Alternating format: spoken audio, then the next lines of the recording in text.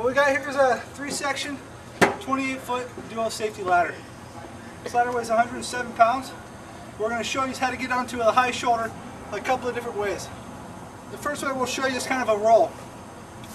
Go ahead and get that ladder up off the ground in a nice squatted position. We're going to split the rungs in the middle rung. We're going to go low and high. Right hand low, left hand high as we beam it.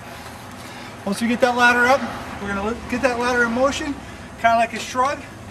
A little bit of a power clean motion. We're going to roll through. Once you start getting that ladder in motion, one of the biggest things is that we keep it in motion. Get that ladder on the high shoulder. Go ahead and beam it. Low and high like I talked about, split that middle rung. Okay? Get that ladder up off the ground and get it in motion.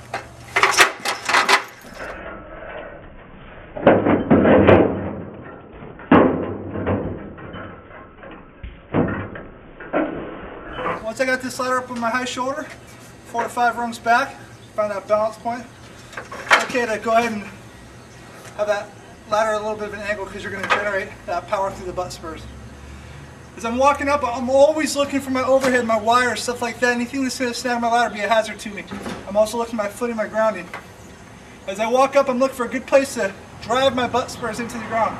In this pole vault type of one-man slam method, I'm going to go up, heist with my shoulder, drive it with my legs, pull down with my hands. As I pull down with my hands, it's going to pull my butt spurs to the ground. As I push up with my shoulders, it's going to push the back of my ladder up. As I drive with my feet, it's going to drive those spurs into the ground. Okay? Overhead's clear, ground's clear. Once I get that ladder in motion, I want to control that motion. I drive it into the ground. It's not an explosive thing all the way through. As soon as I feel like I got control, slow it down. Let that motion do the work. Now I'll go ahead and pass my ladder to myself on that spur like we talked about earlier.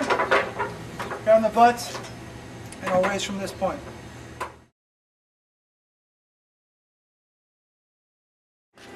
When we go past this ladder, one of the big things we want to do is make sure we keep it as plumb as possible, as vertical as possible. When I pass this ladder, I'm going to transfer the weight from one beam to the next as we pass it.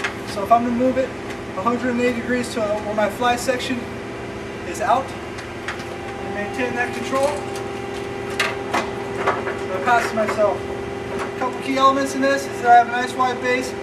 I don't do-si-do with the ladder. In my eyes, when you do-si-do with this ladder, it's a trip hazard, and you lose control of that ladder. Okay? Once we got to our objective and we grounded our butts, we want to keep our ladder as vertical as possible. That's going to carry all the weight and energy. My job now is to balance and manage it. Okay? You're going to cup that back side of that butt on that beam with your toe, front side with my knee right there.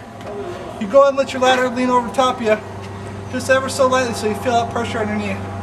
We don't want to have it into the building for a couple of reasons. One, we don't maintain as much control, and our butt spurs can start walking on us, okay? If that happens, reassess yourself and ground those butts. Keep that ladder vertical. We're going to make sure we pull that halyard in line with the ladder. Don't pull over top of yourself, and don't try to cheat yourself by pulling into the building. You're going to lose that control.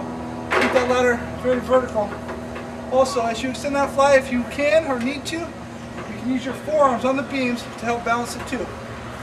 Okay. Hand over hand, nice and controlled.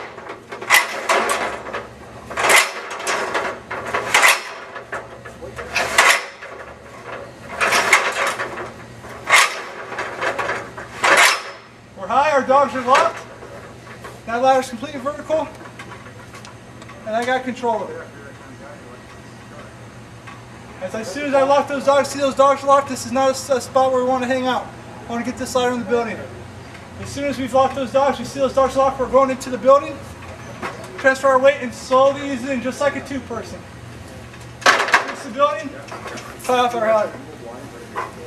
So this kind of one-man slam idea is in addition to, or in place of, using the building to ground your butts and do a one-man raise. If we had a balcony, an open section where we didn't have the feasibility to go and ground those butts and raise it by yourself, this way might be a little bit easier. Once you train on this and do it a few times, you might find that you like it more. Whatever's your preference, it's just an extra tool in the toolbox. Using that momentum of the ladder, ground those butts by yourself, driving through the ladder with your legs, it's an aggressive tact. It I think could be useful in any situation.